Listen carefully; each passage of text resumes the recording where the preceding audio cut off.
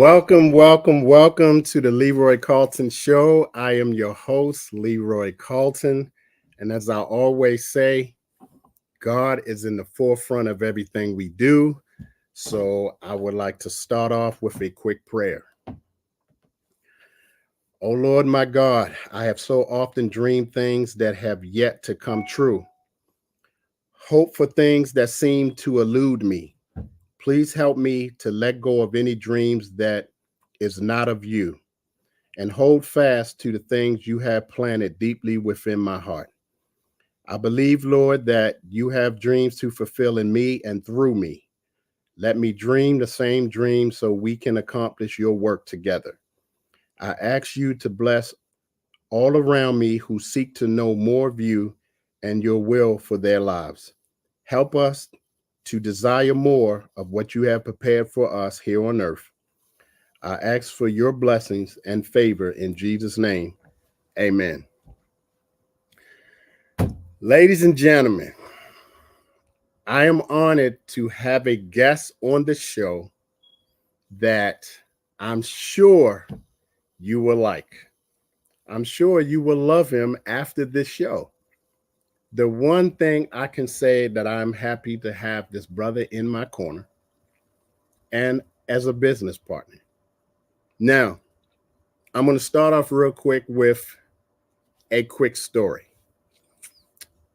We had training one particular day, and he was the head of this training. And he was going into one day of being in court. And he mentioned the lawyer that he was going against had said something, and he hollered, "Objection 403." Now, he is a person that studies the law. And the lawyer across from him probably didn't know what the 403 was. The judge probably didn't know what the 403 was. I had no clue what 403 was, but here's how that related to me. Being the lawyer that he has to study the law and be up on all the regulations and laws that pertain to the court.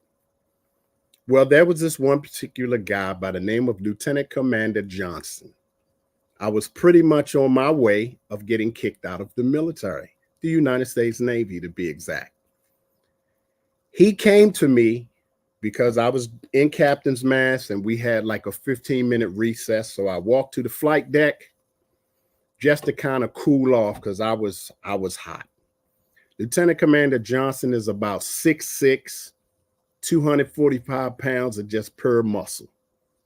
And he came down to the flight deck to tell me if I don't want to get kicked out of the military, I need to get my together. And he pushed me a couple of times. Now, like I said, this dude is 6'6", 245 pounds of just straight muscle. I'm 20 years old, probably 95 pounds soaking wet.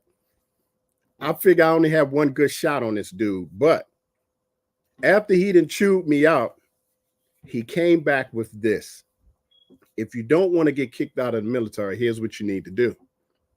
You need to read one page of the Uniform Code of Military Justice every single day, and then learn the military regulations for the Navy. And then when I switched over to the Army, I did the exact same thing that he told me to do. I learned the Army regulations, and I continue to read the Uniform Code of Military Justice. Hence, Objection 403. That's how we relate. So when he said that, it just hit me like a ton of bricks. But I say all that to say, this person that I'm talking about, I feel like I'm talking about Michael Jordan because of all the accomplishments that he has done. And he don't like to talk about his accomplishments, but I feel this is something you need to know because he is such an extraordinary person. So he is an estate planning attorney. He's a super lawyer. He is a high performance wealth strategist, and he's an entrepreneur, as well as a part-time judge for the Arizona Superior Court. Now, he has his own law firm, the Pennington Law Firm, which was founded in 2011, where he does estate planning and probate. He is a person that you need to know. He is also a field vice chairman and also the co-founder of Vantage Financial Alliance. Now, there's a magazine article on him, Forbes, Fortune magazine, and it states integrity, service, and excellence. He brings a new standard to the practice of estate planning. That speaks volumes. He's a graduate of Loyola Law School in 2006, and he's a graduate of California State University in 2003. He also is a veteran. He served in the United States Air Force for 17 years, where he worked, and catch this, a trial attorney and estate planner. Now, after he served in the armed forces, he served as a trial advocacy instructor and government appellate counsel. I think I said that right. He grew his firm into 2 additional companies. He has the Pennington Wealth Company and he has the Pennington Fiduciary Services. Now, I can go on and on about this dude because he got so many accomplishments. High designation for super lawyers and best attorneys of America in 2021, 22, and 23. Top rated lawyer in Arizona. Ranking on the America's Most Honored Lawyers list.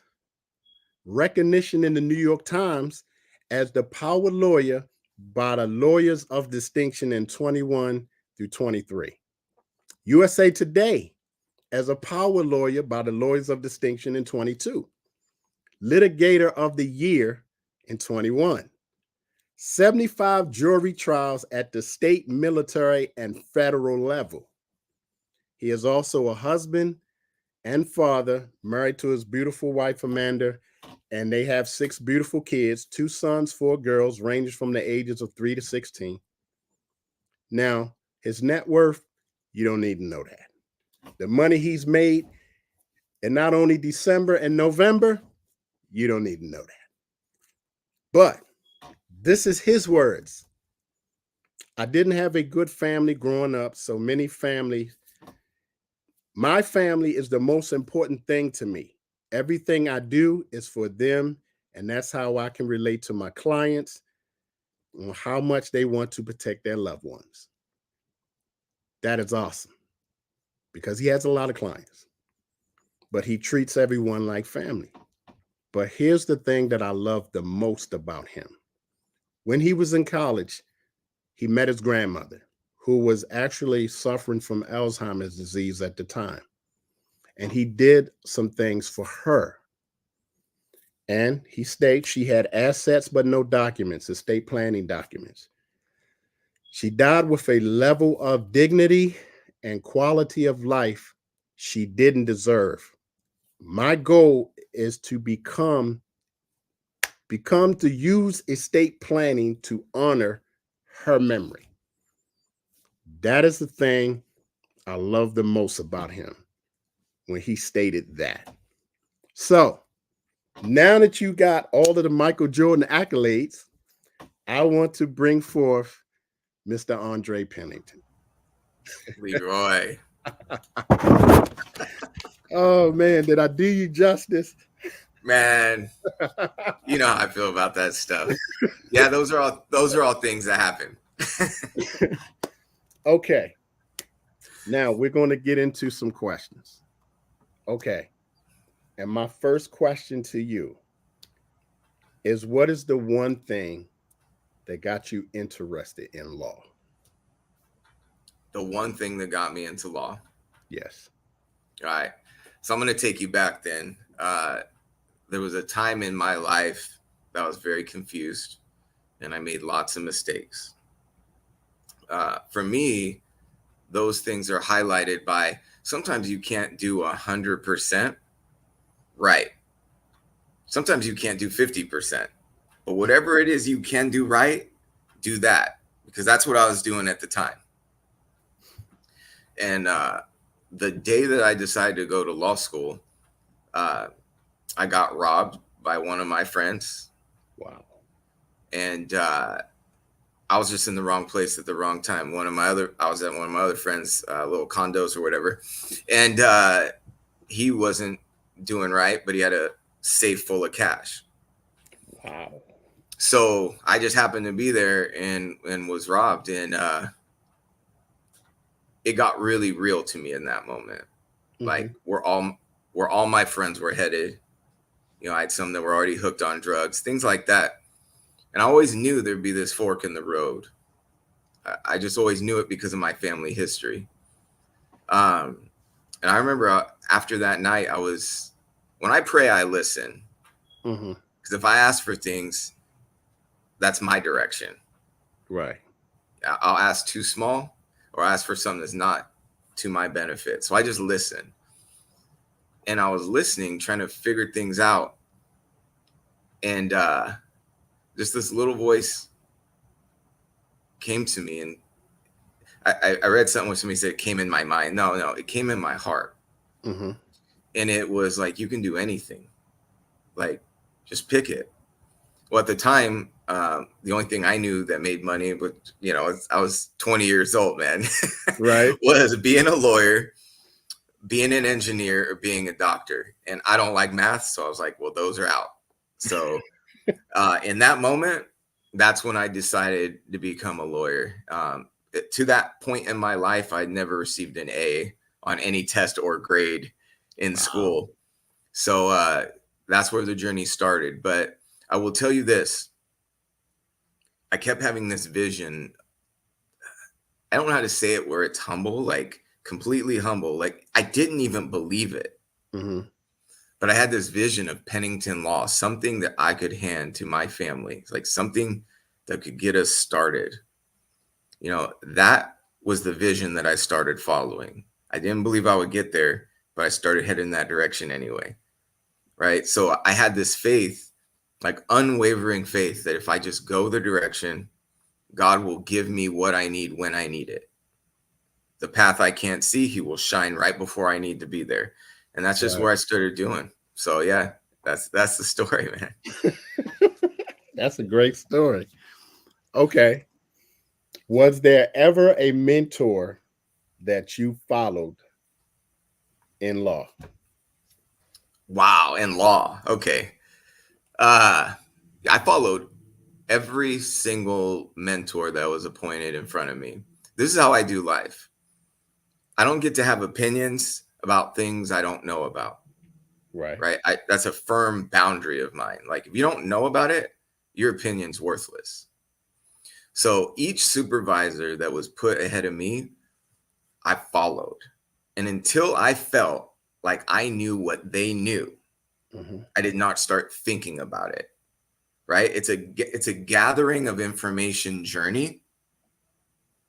Then once you have the information, then when I was able to put my thought on it, or maybe my natural talent on it all along the way, then something special started happening. So I can think of a lot of mentors in the law, because I'm not kidding. Every one of my supervisors gave me something, even the ones that turned out not to be so good.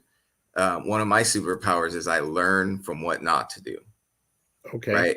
And sometimes that's the bigger lesson than anything else.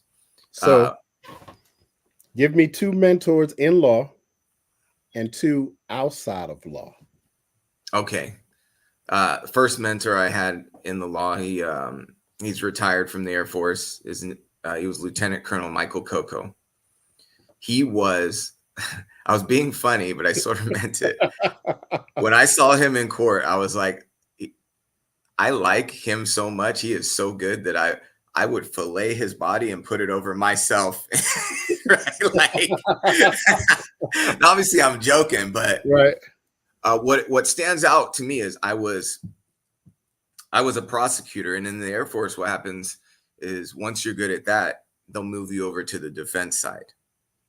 So I got the news that I was moving over to the defense side, and I had to try my last 3 cases against Michael Coco, who just retired from the practice of law too. And man, that first case, he mopped the floor with me. Now, I'm a prosecutor. I had all the facts, but that was a learning experience. And I used to tell, when I used to teach trial advocacy, I would say this: the process of being good at this is you have to learn to get your teeth kicked in, and you have to learn to love it. Okay. And I did that. I mean, I was like, okay, I see you. So then we have the second case, and I learned from the first one. Mm-hmm. And then we had the third case. That third case we were battling, right? We were battling. And then he became my direct supervisor. And man, he cares. He cared. Everything I put in, I mean, he noticed if I was going to go all in, he would give me all opportunities to succeed. And we tried cases together, and I learned from him. But the biggest thing he gave me was confidence. Right. And I remember I had one specific question, and I went in. It was during the middle of a trial. I don't remember the exact question, but I remember his answer. And he said, Andre, it's important to be right. And it caught me off guard, right? Like, it seems simple, but if you're right, you can do no wrong. And that's where I've always tried to position myself. At the time, it was in court. Mm-hmm. Be right. But in life, it makes the same sense. It's the same thing in life. If you're right, you can do no wrong, right? And it comes easier, right? And I have this belief that, love, the rightness, doing the right thing always carries the symptom of progression. Always. Even if in the moment it doesn't feel like that. So that hit me hard. And the way he gave to people and the way he led, that was probably my first mentor where I achieved the most, where my character was formed in this servant type leadership. Demonstrate, be willing to get in the trenches, fight with the troops just as hard. Right. And kick ass and take names. Like, you got to be good. You got to be right. Okay. So outside of the law practice, who was your mentor? That one's difficult, man. When you asked me that question, I dreaded it because, like, I got to speak the truth, right? I had a lot of negative mentorship, Mm-hmm. right? So I learned what not to do. So I'll give you an example. Okay. I can remember as a child being deathly afraid, feeling very unsafe. And I stored that memory, but it didn't store in the sense of it stops there. Mm-hmm. It had this added extra thing, as long as I can remember, is when I get to be the dad, that's not happening to my son. When I get to be this, I'll give you one of my uncles, for instance. I remember, I don't know what it was all about, but I remember he was standing on my chest telling my cousin, like with one foot, not both, but telling my cousin, you're not going to turn out to be like Andre. I'm maybe 8, 9 years old. And I remember thinking, like, when I become an uncle, I will never do something like this. I will be the very best kind of uncle there is. I'll be the best father. I'll be the best mentor. I'll be the best attorney. Whatever it is I touch, I will be the very best version of that. A financial professional. And the key, again, is just do the right thing. Mm-hmm. I'm a human being like everybody else. I have my insecurities. I have my faults, but they don't trump the right thing, right?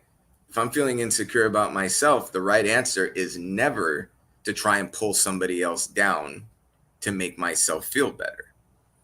So I had a lot of family mentorship.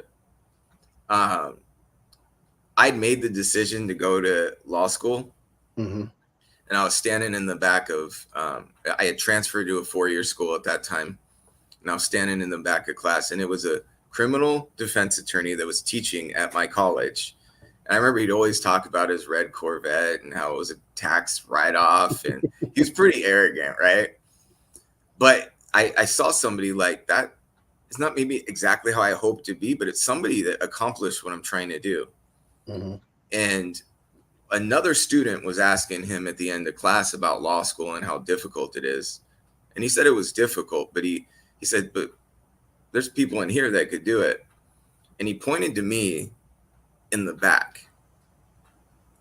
To me, that was mentorship. He didn't know my goal. I'd never shared it. Right. But to have another man that accomplished what I wanted to accomplish, to hear him say I could do it, then I started to believe, right? I went down the path not believing I could do it, but still walking anyway.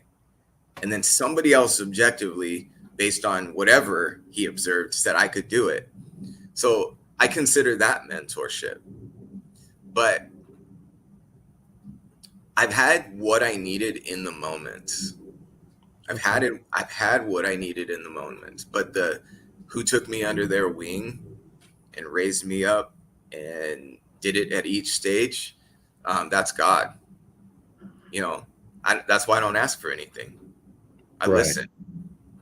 If you listen, you will get the knowledge you're seeking. If you listen, you will get the direction you're thinking. And then it's just until it becomes your character. This is my life, right? I'm not telling everybody what they're supposed to do, but until it becomes my natural character, I systematically have to, in advance, say what I'm going to do. So if I hear the voice, I'm going to head the direction. It doesn't always make sense, right? So I'll give you an example.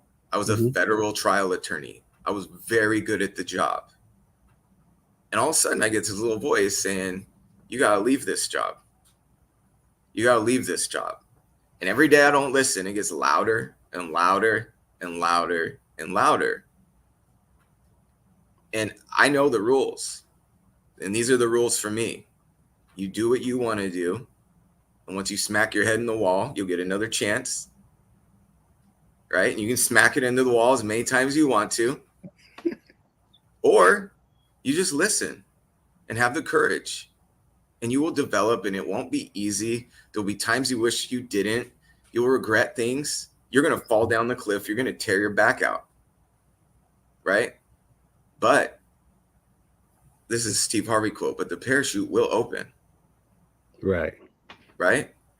And that's just how I run my life, man. I can't, we get one of these things.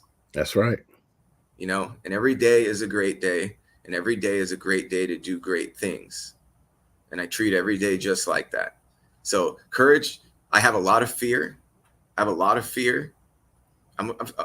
lot of anxiety just naturally. Maybe it's the way I was raised. Right. But it doesn't get to play a factor in my life. Okay. I like that. I like that. And I hope all of y'all that's listening, I hope you're taking notes on this. Okay. Next question. Out of all of your accomplishments, what is the one thing that keeps you humble? I can't accomplish any of what I've accomplished. You read off some things, and I don't hear it as what I did. I don't hear it that way. Okay. I really don't. Because I know what I'm individually capable of. And when I say all I'm individually capable of is smacking my head into a wall. Right? So for me, you know, I have a gratitude that I know how to listen. And I have a humbleness to understand that when I become a servant, things are added unto me for my benefit, but more importantly, for the benefit of society, the world, my family, you, the people we're around. So I'll give you an example. I'm sitting in my office right now, and my name's at the top of this building. And I have Right. this nice view over here. That's a little bit of sun's coming in because I'm in Arizona. Every day I walk in, that's my moment to be grateful. Like, you gave me this view. I drive in, I see my Pennington law, that vision that I could not attain and did not believe I could attain it, Mhm. is now on the top of the building. That's a place to be great, have gratitude. That's a place to be grateful and to say thank you every single day. And I'm not messing around. When I drive in every day, I see it. It's a humility of thank you for giving this to me.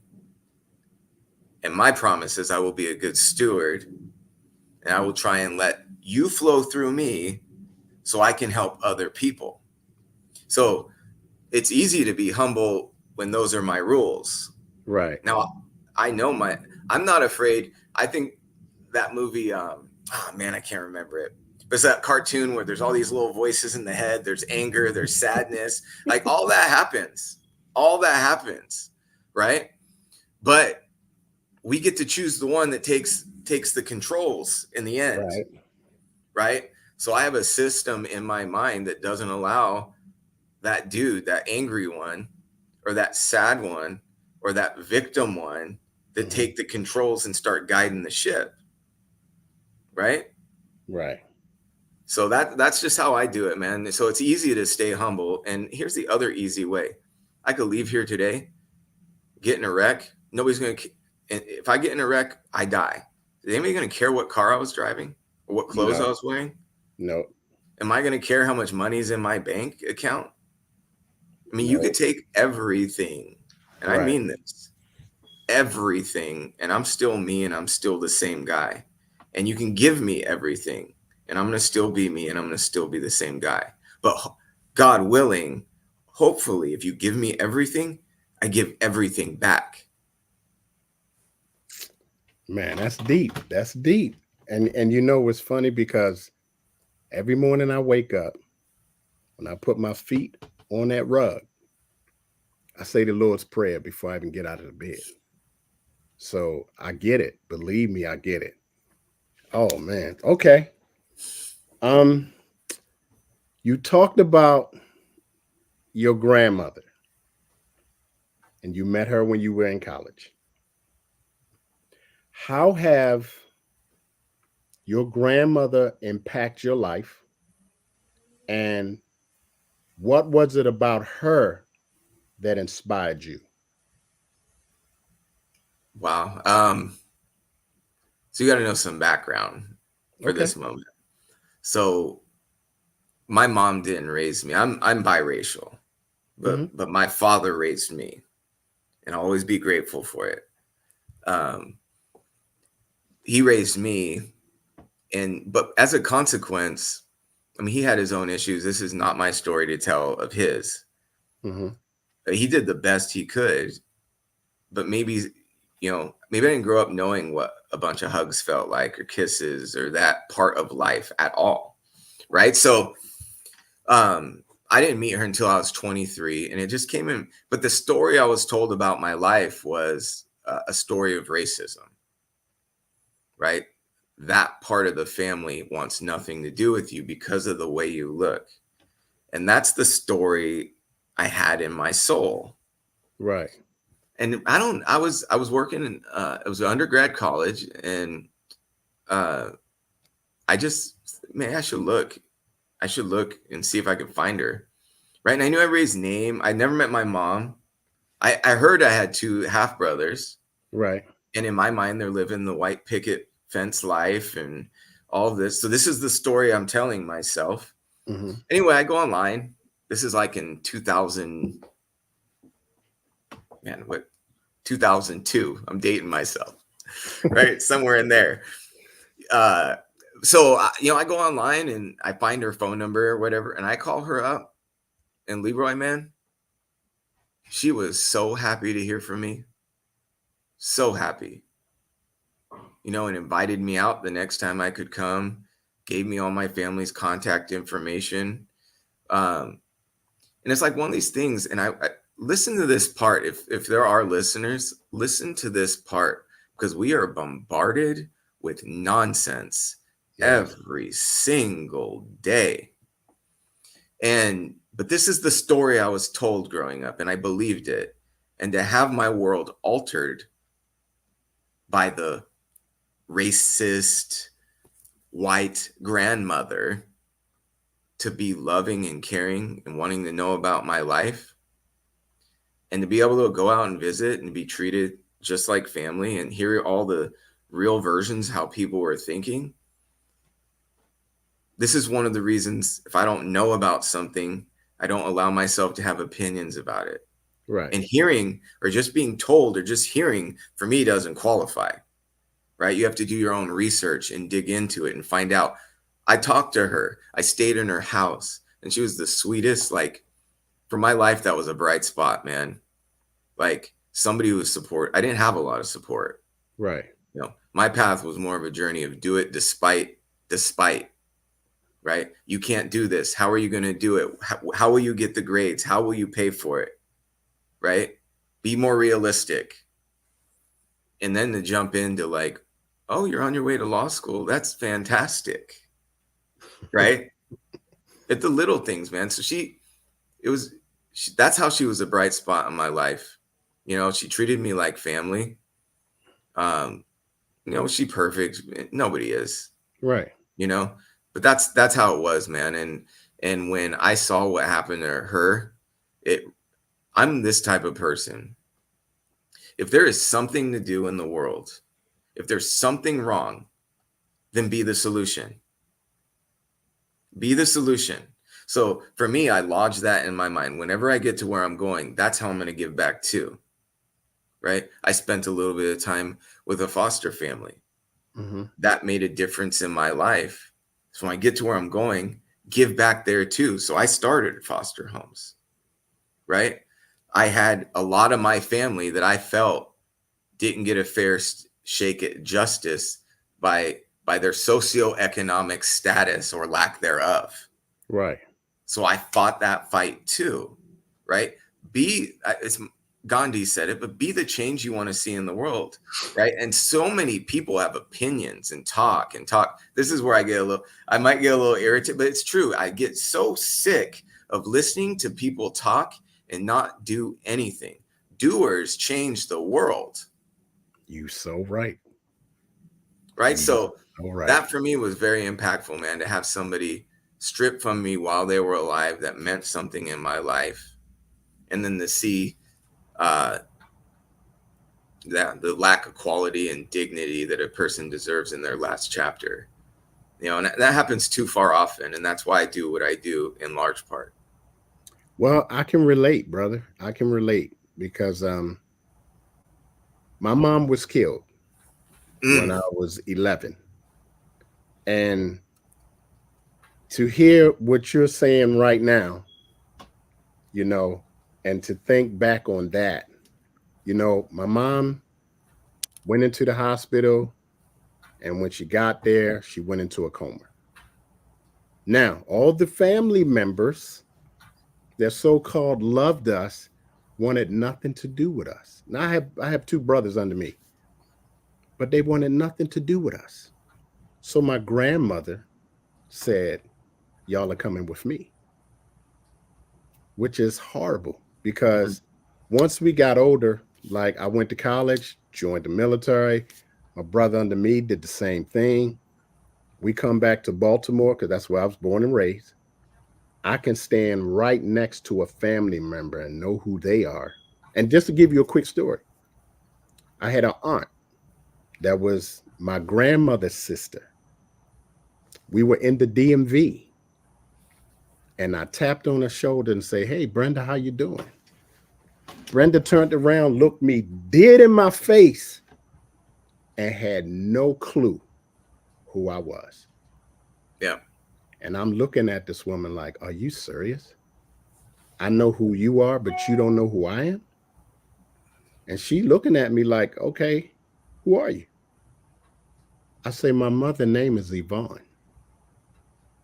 And then when she looked at me again, she said, Curtis? Because everybody in my family called me Curtis. And she hold her arms out. I was like, nah, turn around. They about to call you up, take care of whatever it is you take care of. I ain't got no love for you. Get the hell on. But I can relate. I can relate. So I get it. I get it. So here's my next question. Looking at the family that you have,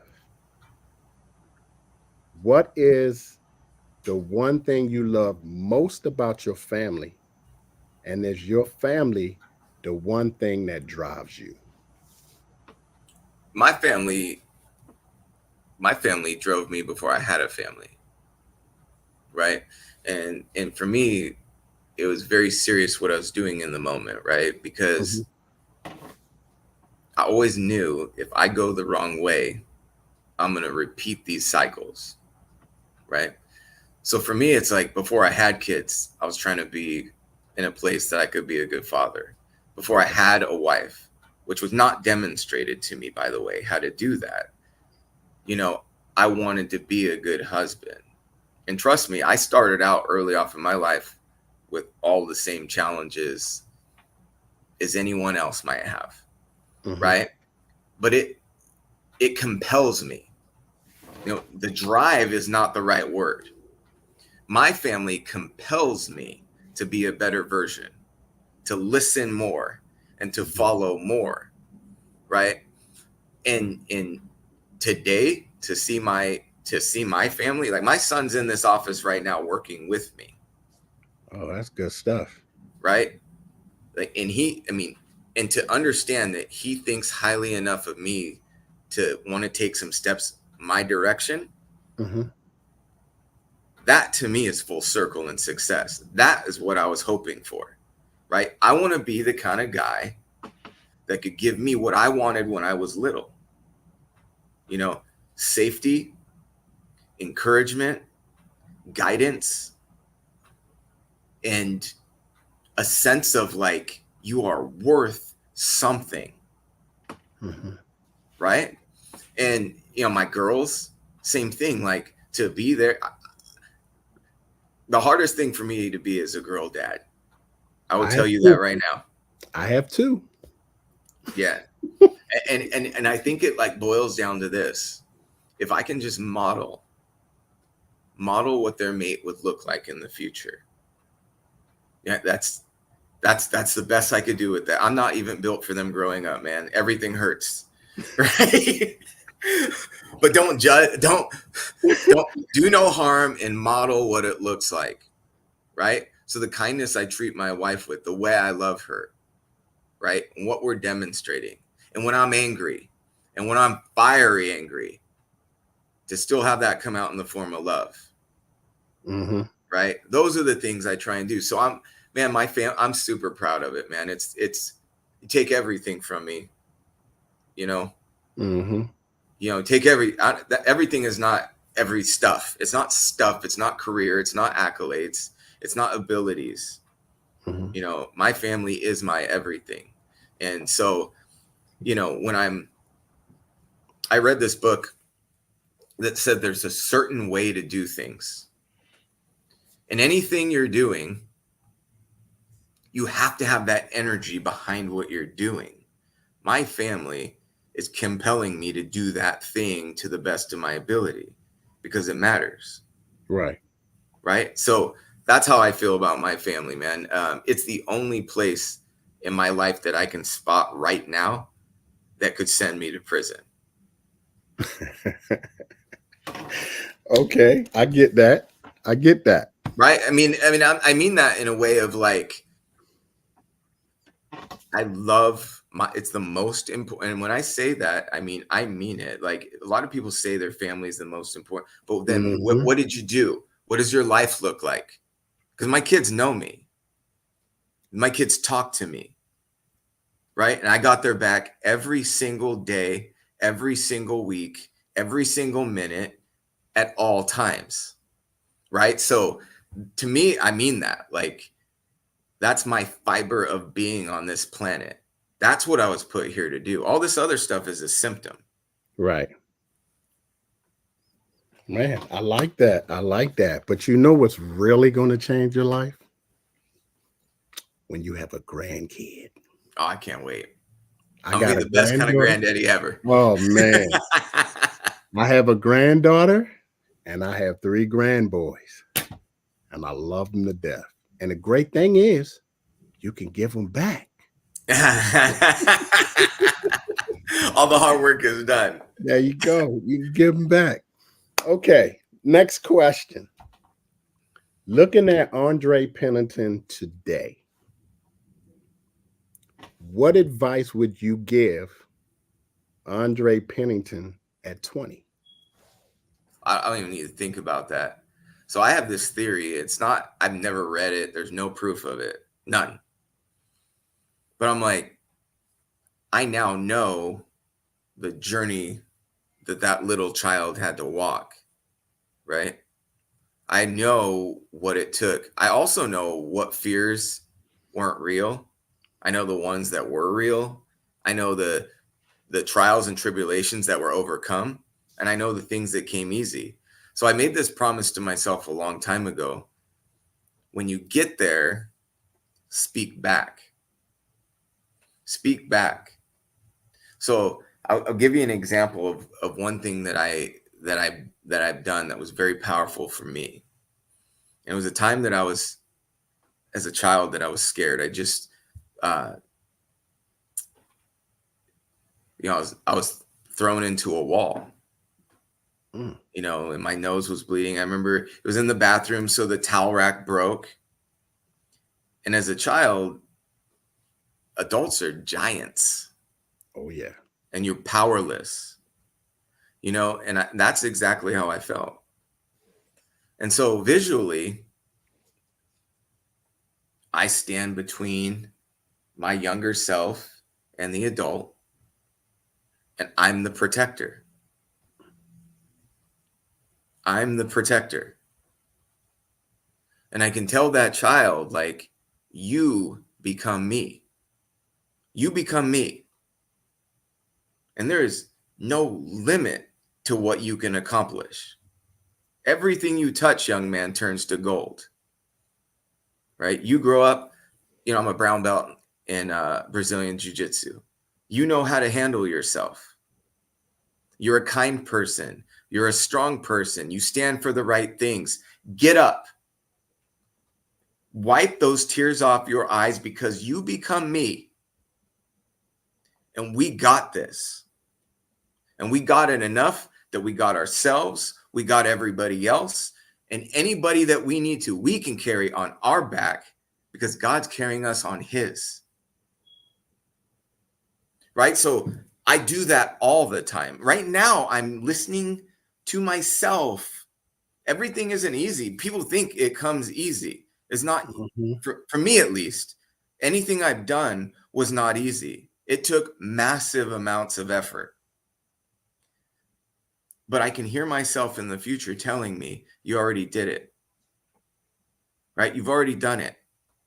And in this moment, it creates more faith and more confidence. So where did the vision of Pennington Law come from? Maybe it came from looking up at the name on the building and sending it back to myself and say, don't you stop, because this happens. Maybe the view, when I look out at it, even though the sun's bothering me right now, when I look at the view and I see the mountains out there, that this is your view from your office at the top floor, right? So I do that all the time. I do that constantly. I create my own positive soundtrack in my mind, and I replace the old one. You got to replace it.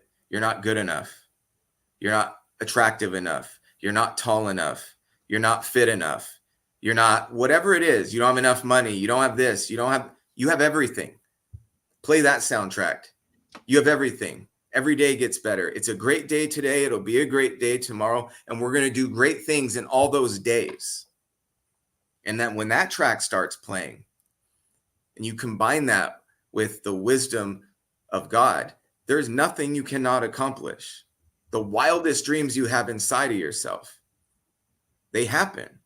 You asked about a mentor, and one of my mentors I was pen paling with, and I happened last night to run across one of my letters. And I was reading that letter in astonishment. It was in 2013 that I wrote it. And I was talking about all these goals, and I'd just done my first speaking engagement and wanted to run off into the woods. It was a very painful 3 days. I was actually asking for advice, like, why did I feel that way? Right? But what I read in there is, I have these dreams of maybe becoming a judge one day, owning my own law firm one day, and some other things. And they were all accomplished, Leroy, all of them. But I read my own voice in that state of disbelief. And hopefully, maybe I could one day possibly be able to do something like this, but I don't think I can. Okay, well, right now, let's do it, man. Hey, Andre, you already did it. Just keep following. Have the courage, have the faith, just keep walking. And it might be 10 years later. That's just how life is. Right. That's awesome. And it's funny because when you said that, Lieutenant Commander Johnson, after he approached me on the flight deck and did everything he did and said everything that he said, he walked away. And I never saw that dude ever again. Never saw him again. I never had the opportunity to tell him that I did 30 years in the military and retired. So he never knew what became of me from that point. And I wish I knew where he was. I tried to look for him, couldn't find him. But I get what you're saying, and I look at that opportunity as that dude was God sent, because I was pretty much on my way of getting kicked out of the military. And he said, if you get kicked out, your life is over. He said, ain't nobody gonna want nobody to get kicked out of the military, because then what are you worth? But after that whole thing was done, I never saw him again. So that's the point, crazy. Though. You get it, right? God will give you what you need when you need it, in the exact dose that you need it, if you have eyes and ears to see and listen. Yes. Awesome. Okay. Next question. How does knowing the law and being in court compare to life? Wow. Okay. First, let me say this. Court to me, for me personally, if that's all I'm doing, it's a very ego-driven, be the best-driven, constant thing. It's not about the case, it's being the best. Right. Because that's what your client needs. And being the best gives your client the best opportunity of winning. For me, that was a unhealthy place to stay for the majority of my life, because that's not how I believe, right? So how it relates to life to me is this. There are rules. You follow the rules and you can move forward. And then if you don't follow the rules, you don't move forward, right? So you have to know the rules, right? I know my limitations. That's why I set my own rules. I don't listen to the accolades and feel good about them, because that's going to drive out the ego thing in my head, and it's going to take control. And I might say some dumb things like I'm the best to ever do it in the world and nobody else can do it like me, which is not true. Right. So to me, being in court is being in control of your emotions and understanding you have a job to do and focusing on that with laser focus. So if I have a client or a witness that I have to cross-examine, I might do it with kindness. It doesn't mean I have to be mean. Right. What I have to figure out is, what does the audience need to see, the jury? Sometimes I would be mean to a witness. Sometimes I wouldn't look at the witness and just tell my story to the jury.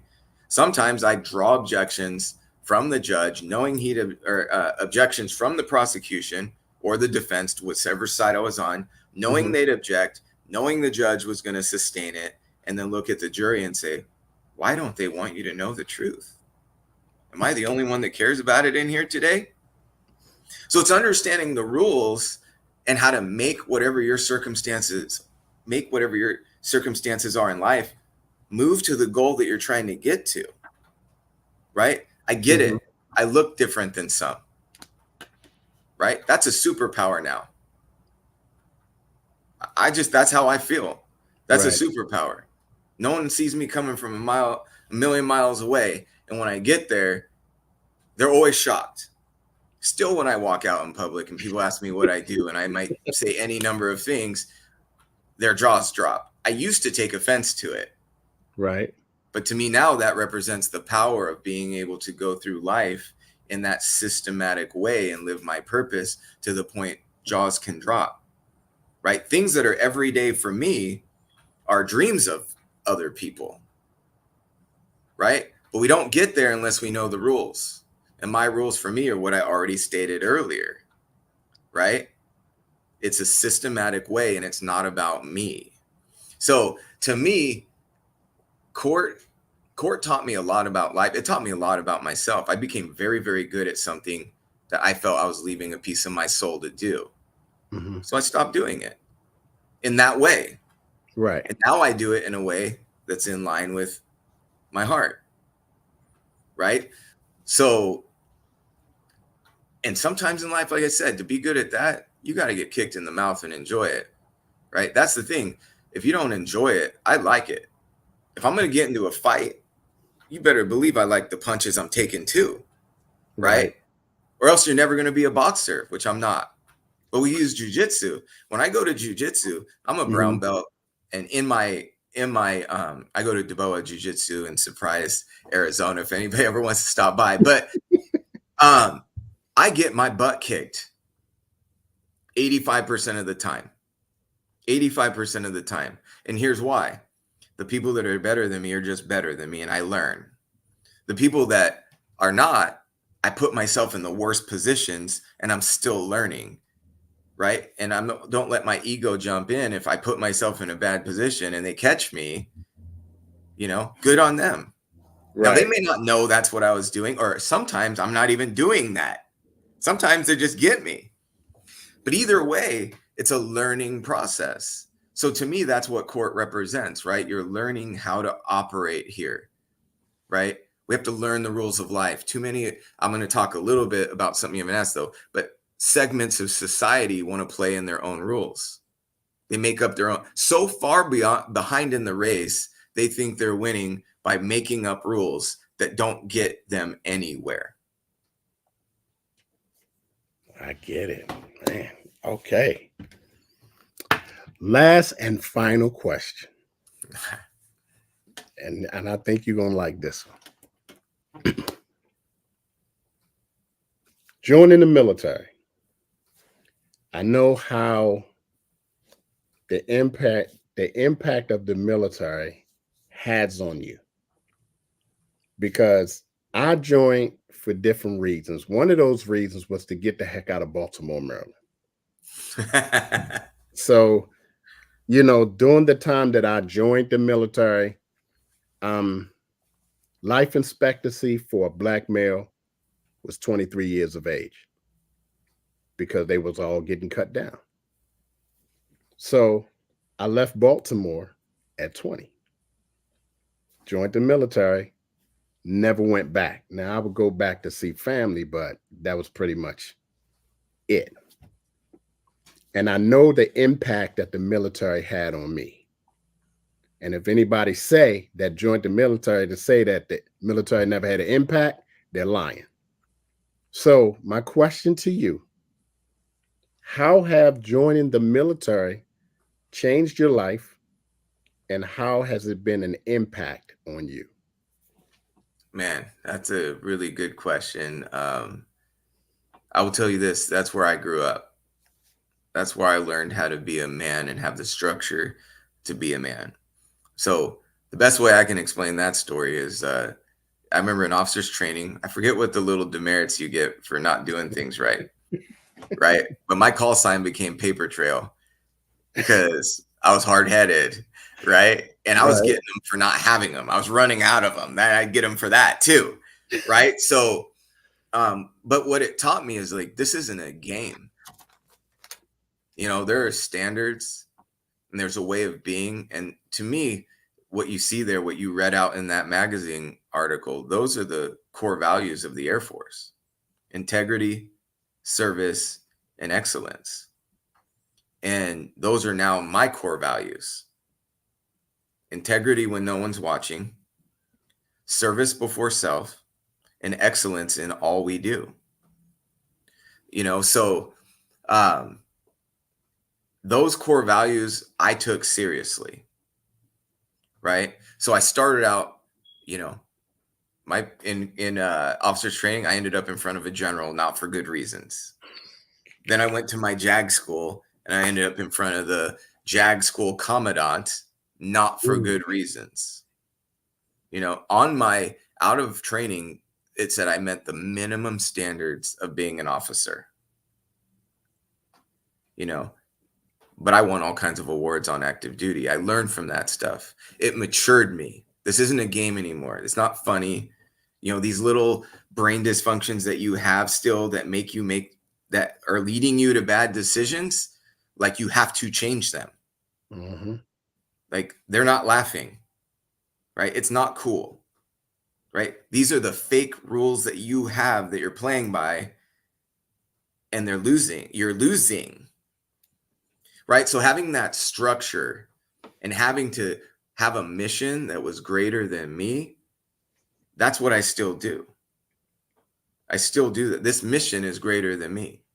You know, this transfer of wealth, understanding how to build wealth, understanding that who I'm doing it for and what I need to give back before I leave this planet. That's something bigger than me.